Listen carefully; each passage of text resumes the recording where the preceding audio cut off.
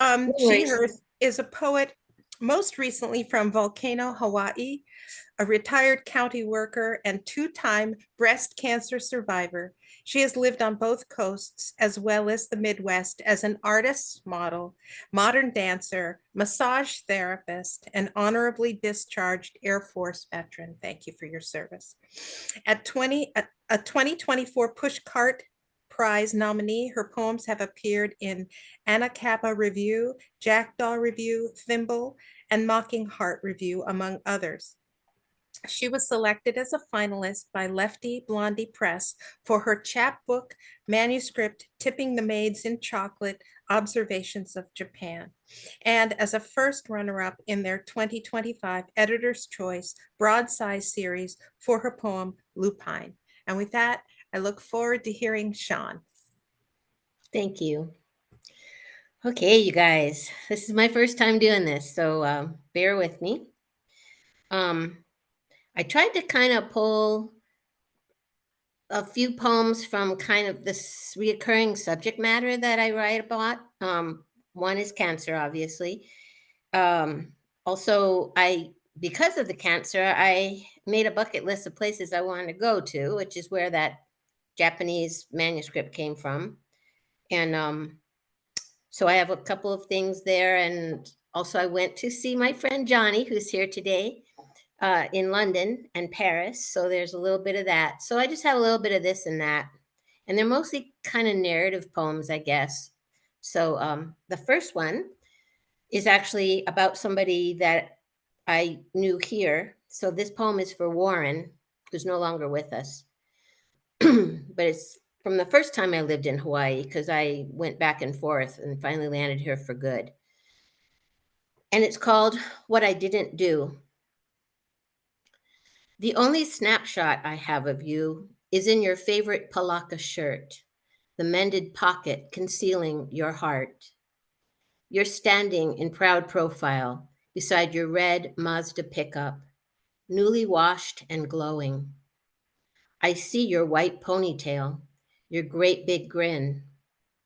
I don't know who took the picture, but I can hear your voice in my head saying, "Back up, brah, back up." You wanted it all in frame.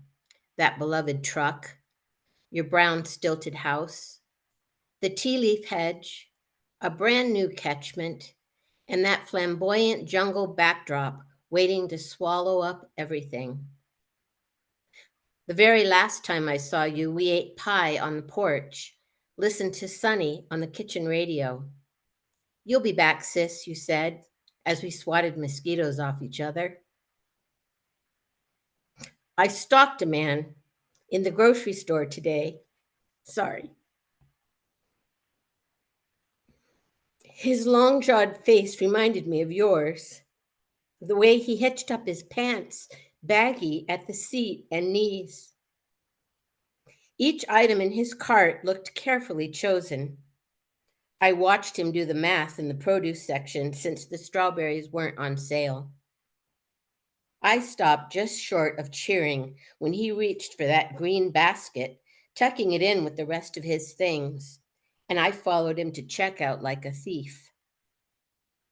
His stooped walk across the parking lot was long and slow. Just before the intersection, he paused, grabbed one of those berries from his bag.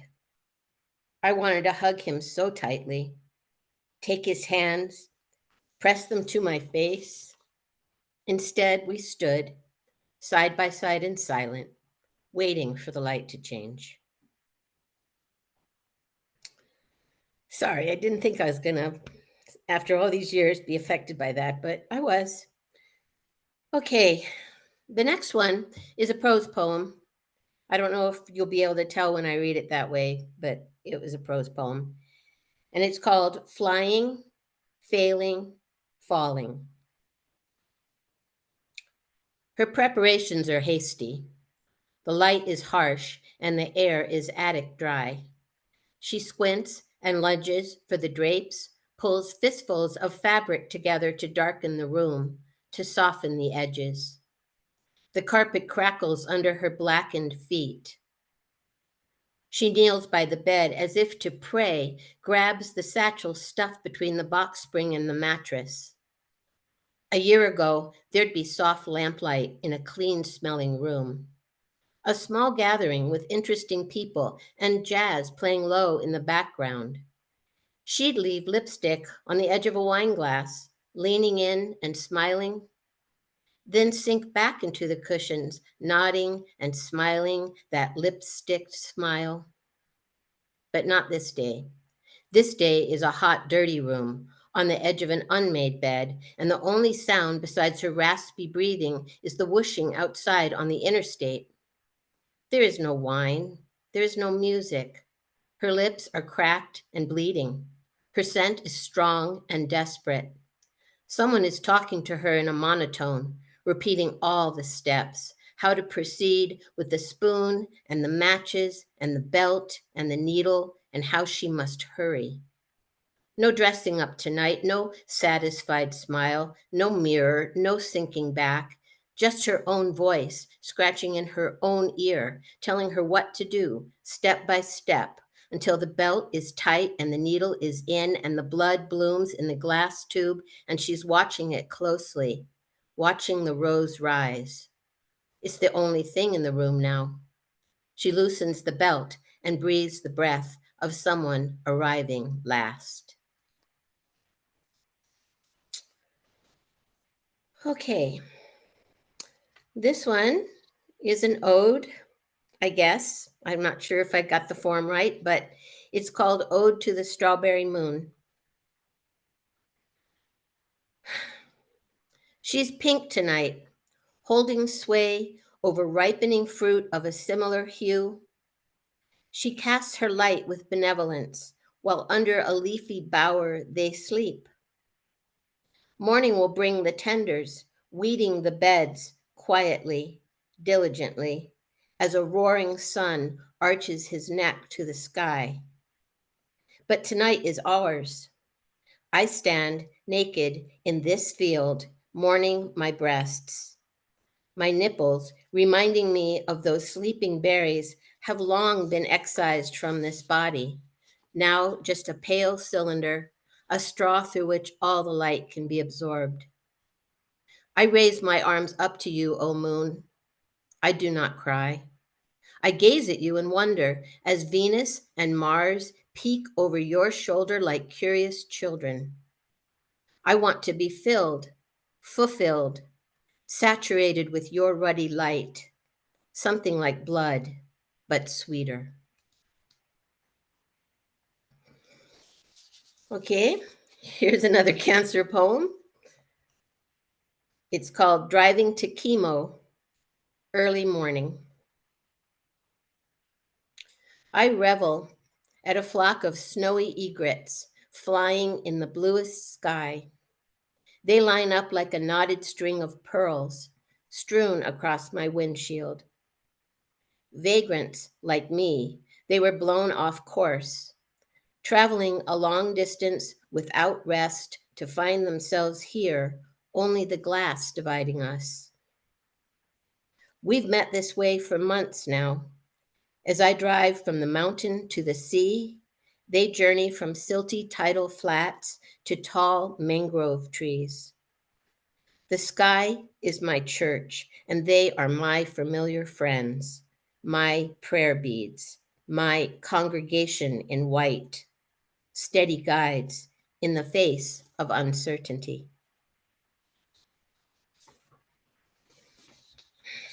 Okay, now we're going to switch gears. And these are some poems about my recent travels. The first one is called Ordering a Tart in the Geisha District. You would think they were gene splicing, the way the two of them huddled over the 3-inch square, deciding exactly how to slice it into twin rectangles. 4 deft hands wrapped a clear sleeve around each, nested them, collared and tidy, like little birds in a fluff of tissue, flanked on each side by the tiniest spoons, suspended over a miniature ice pack in case we were traveling, accompanied by fragrant hand towels upon which to dab our fingers and lips. I bowed to them as they bowed to me, she solemn, he grinning, a smile as surprising and cheery as the lemon yellow box I carried out into the rain spattered street.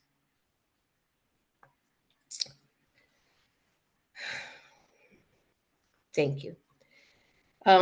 This next one was at a beautiful um, museum. I went to several museums when I was in Japan. This one was outstanding. They had a kind of an interactive exhibit. I don't know all the technological terms for it, but you walked in and all these things were happening to you. It was pretty amazing. So, anyway, it was called At the Interactive Exhibit, Himeji City Museum of Art. I did not meet you in Shibuya as planned, by the dog statue at the train station, where you and Hachi waited for hours at the busiest intersection in the world. Days later, I stand in a darkened gallery space, black in the blackest way possible. Butterflies fill the room, and I reach through that blackness, trying to capture their flutter.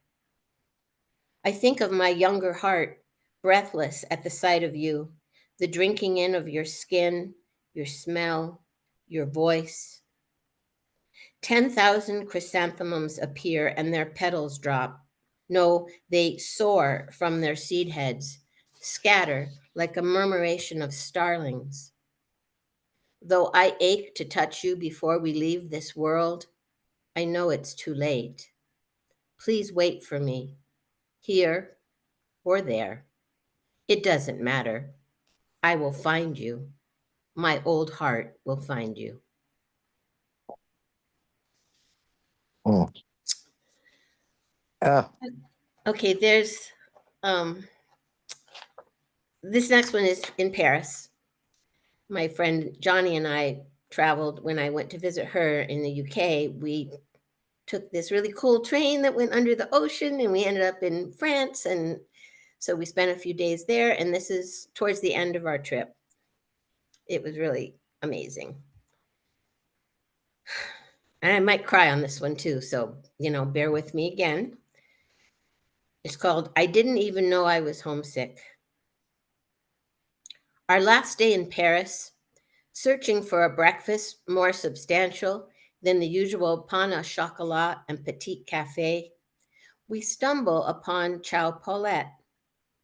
It is tiny, tucked between a boutique and a cellular store in the Marais district. And friendly to expats, which is lucky for us, two Americans that speak no French. Looking at the menu in French. Our waiter's name is Rob, and he's from New Zealand. I feel a kinship with this boy, far away from home, seeking, in his words, women and adventure. Hmm. But now he's explaining the whole menu in English. Now there's filtered coffee, a carafe of spring water. The eggs are scrambled soft, the way I make them at home, with herbs and tomatoes and a wonderful cheese. He disappears in back, and strains of Waimanalo blues fill the cafe. My hand goes to my heart, and tears come. When I go up to pay the bill, he reaches for me, presses his forehead to mine, and we exchange breath, honor each other's heart and soul. Aloha from the other side of the world. Oh, you guys, I'm really sorry.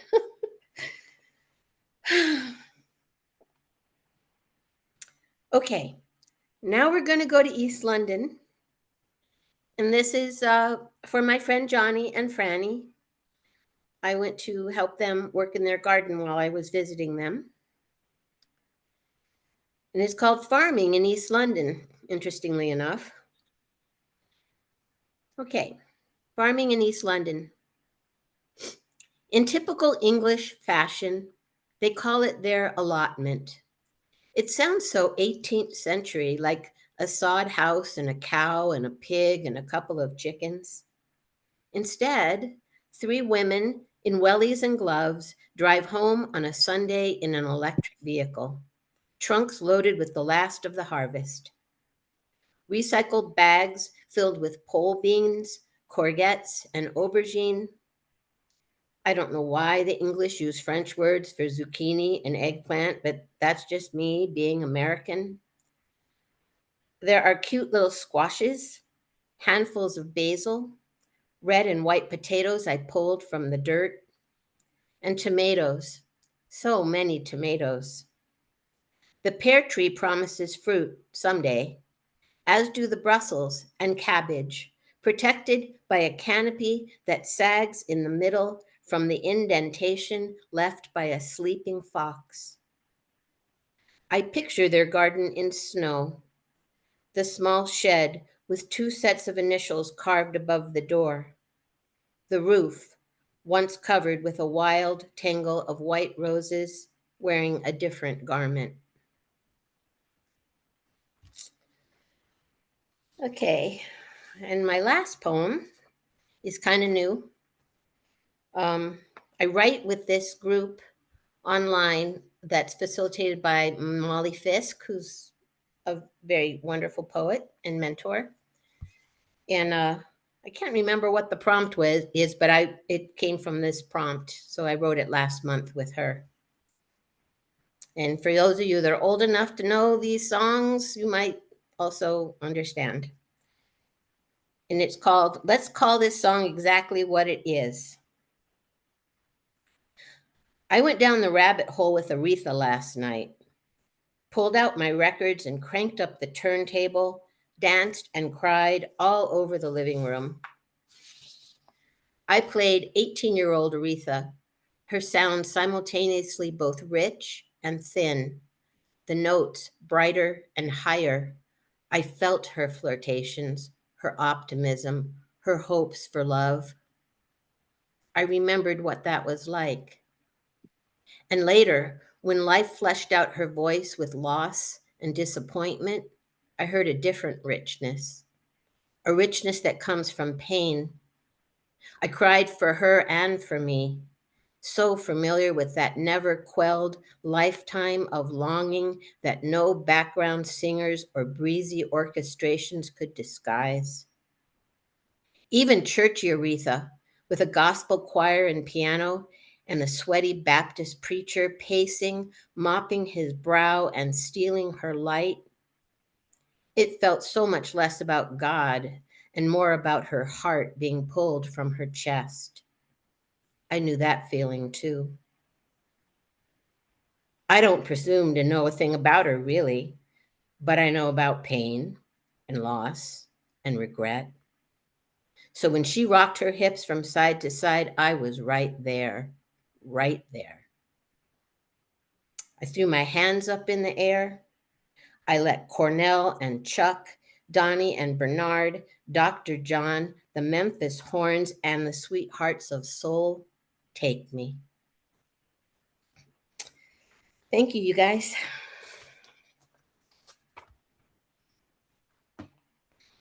Shaun, you do not disappoint. And I had lots of weepingness while you were reading. Gorgeous stuff. Thank you so much. You're welcome. There will be comments in the chat, and then Judy will get a transcript of those for you. Okay. All right. All right. Our second poet, Laurence Carr, lives in New York's Hudson Valley. His book of poems and short essays is Strides, Reflections on 6 Acres, with images by artist Edward M. O'Hara. Other books include Paradise Loft, Caps Press and Lightwood Press, Traverse, a collaboration with artist Power Booth, Pancake Hollow Primer, winner of the Next Generation Indie Book Award for the first novel, This and two poetry collections, Threnodies, Poems in Remembrance, and uh, the Wiveport Tales, are published by Codhill Press. As anthology editor at Codhill, he edited or co-edited 5 anthologies, including A Slant of Light, Contemporary Women Writers of the Hudson Valley, winner of the USA Best Book Award for Fiction Anthology. Laurence is currently the publisher of Lightwood, an online arts and culture magazine. And I believe we have the link in the for that and for Lightwood Press in the chat. And with that, we give you Laurence. Hi, everyone. First, Susanna, thank you so much for inviting me to this. This is such a wonderful poetry series. I love visiting it. It's just great. And to Judy also, thank you so much. And to Shaun, what wonderful words. Thank you. I will try to do as well as you.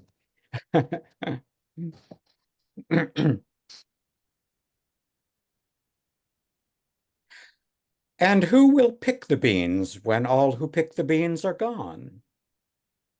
In farmers' fields, the beanstalks grow among the nettles, row on row. One summer morning at a local farm, I picked those beans, but about an hour in, or maybe half that time, my back and arms were strained and pooled. The beans looked back at me. Who is this amateur who knows nothing of an 8-hour field day, plucking scarlet runners, trouts and snaps, favas and heirlooms and Romanos? Who brings this dilettante to us, who faints exhaustion, nearly fainting before the sun hits noon or even 10? Where are our pickers? Our friends who understand our field, our sun and soil, who join us in our harvest song? They're gone.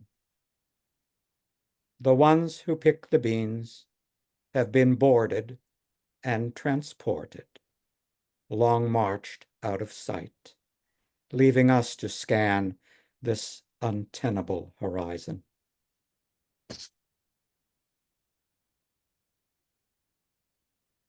This poem,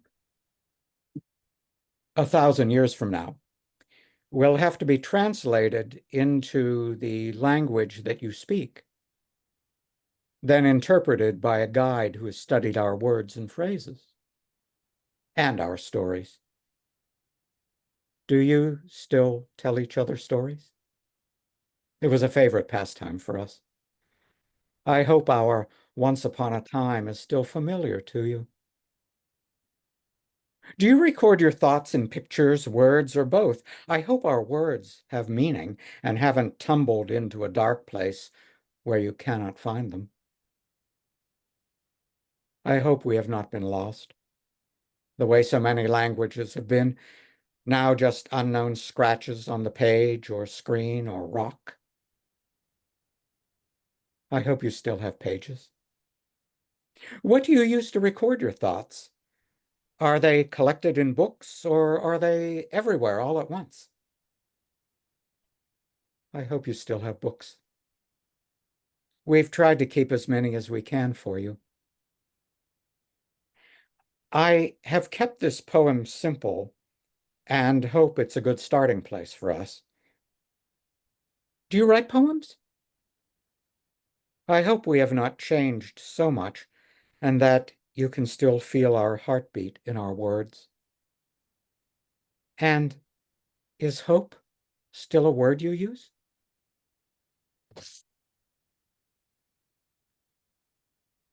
This is, next one is a poem from my book, Threnodies, Poems in Remembrance, published by Codhill Press. It's a series of poetic biographies of real and unreal people.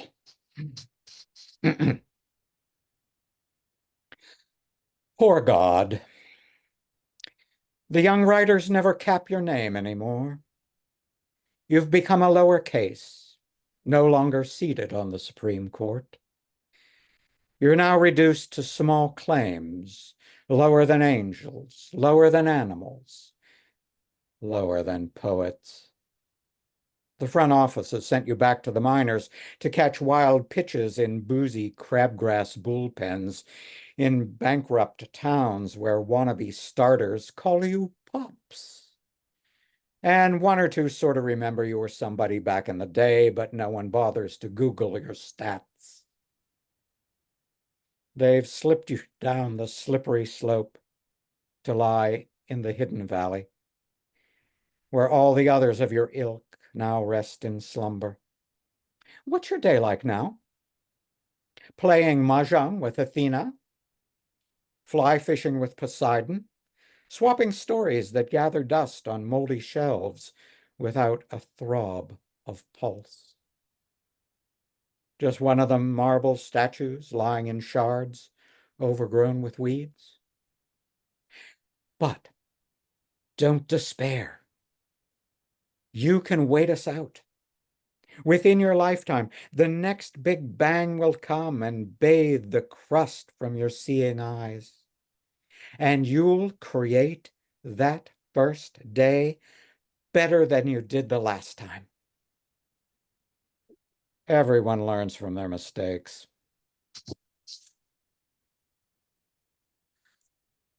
I've been writing some short forms recently. And a short form I've really enjoyed is called a tetractys. It's really fun. It is 5 lines, 1 syllable, 2, 3, 4, and 10. It is nice to get to that 5th line where you have a little bit more breathing space, you get 10 syllables of it. So here's a couple. They come by very fast. Here they are. No and yes are equal until you stop and make the choice to speak in silent words. Dance, angels, bedazzle us with movement. With help, we'll reach our liftoff speed and soar. And here's the last one. This was recently published in Chronogram magazine. Cheers! Glasses have emptied. The wine spills out our secrets we have hidden for so long. A tetractys, fun form to play with. This is also from Threnodies. It is called A Meeting Place. If you balance your steps where sea meets shore, there's a very real sense of walking a tightrope. When you place your foot down, for the briefest of moments, a thin line of ocean supports you. Then just as quickly, it disappears. But before it leaves, you have walked on water before returning to Earth.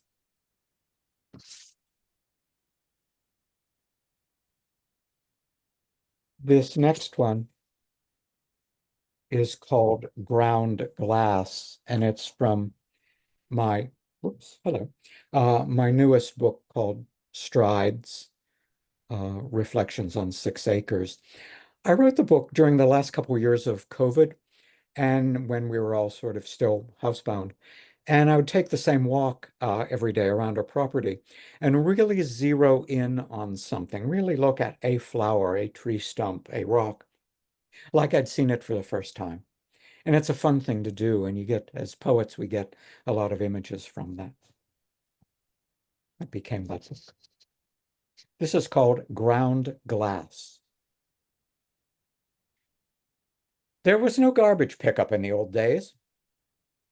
If you had an extra acre, you built a pit, and this became the family dump, an archaeology of ancestry once removed.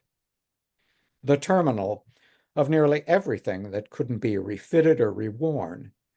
Bones and rotten vegetables, broken jugs and glassware, bent utensils the pig had chewed and decided not to swallow.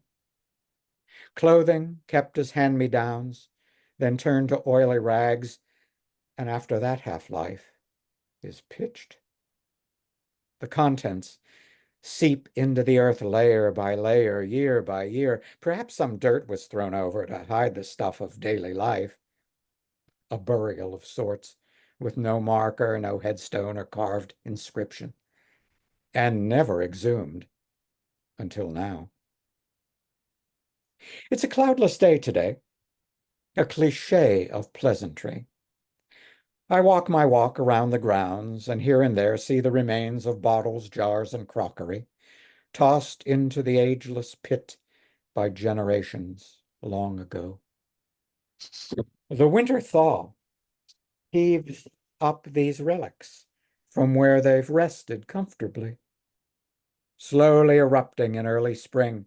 My April job is to pick up what's revealed and toss them in a bucket to recycle.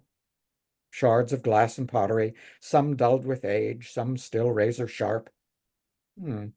A spiky piece would cut a paw or hoof. So my daily pickup chore continues, but never seems to end. It's a mythic labor to find every shard that's been embedded all these years. Thoughts now turn to other times and places where shattered glass lay grounded. Bricks from anonymous hands smash nighttime storefronts scrolled with yellow stars. And sky-high buildings explode from kidnapped planes riding on a cloudless, sunny sky, just like today. Distant memories circle my solitude, and within my grasp the remains emerge from an earth that never forgets. Oh, Our friends very, very recently lost their dog, family companion of 13 years. And those of you who have animal family companions know about that loss. And my wife and I lost a number of cats over the years. And this is a little ode to one of them. It's called Her 10th Life. Her shadow floats across the rug, diffused through West Bay sunsets. And for a moment, she's a presence until the moment when she isn't.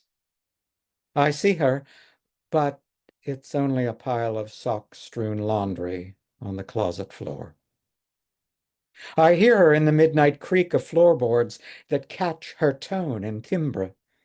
Phantoms live among us, more comfortable with you than you with them. She has no thought of leaving. No reason, really, and little inclination. This house has always been more hers than mine. She owns the deed. The time, which ticks me off, is no longer part of her routine. She no longer lifts soft paws, but glides from room to room, her footsteps even lighter now.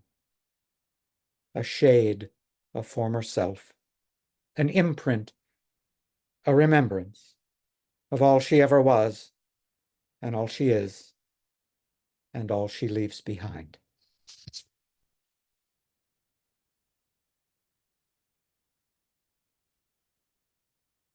This is called watching. We sit and watch the images pixelate before us. We watch a young man pulled from the rubble of a grocery. He's lived on cookie crumbs and seltzer from a broken bottle. We watch a baby in a makeshift clinic, broken legs, a broken arm, head bandaged, maybe a girl, perhaps a boy. Our thoughts drift off and then return. We watch a woman wrenched out of a basement, her face powdered like a baker's. like she was baking bread down there and didn't want to leave until her loaves turned golden. She emerges, hands clasped, praising God and singing about her resurrection. Is this her second coming? Thoughts drift away and then come back. Our dinner plates rest on seasonal mats or nest upon our laps. We watch. A man, 2 legs gone, his face oddly serene. Or is he dead? Doctors work only on the ones to save. If we were there, we'd make a bigger mess of it. We learn the meaning of triage. It's funny how our thoughts drift off. We watch the dying. The camera quickly cuts to rubble. We lift our forks and spoons full of savory and sweet, then sip red wines with a lingering finish. We watch the dead, or rather body parts, a claw-like hand, a partial back, a foot sticking out between 2 boards, but never faces. Are faces of the dead too intimate for us? To them? It's funny how we drift our thoughts. We watch the displaced in their tents and lean-tos from our solid floors beneath our feet. We watch tonight, we'll watch tomorrow, until the jarring images disperse, soothed away with our bedside novel. The jarring words dissolve in the air before they reach our ears.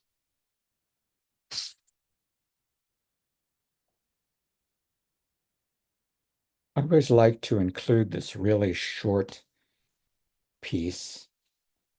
It's from Paradise Loft, book recently published, with a wonderful cover by Leticia Cortez, a wonderful Mexican-American artist. A short history of the universe. The stars will stay out all night long when someone down below cries out to them. They will stay on all night long when even one of us fears sleeping in the dark. The stars will not shut off at night when even one of us is lost. And I will end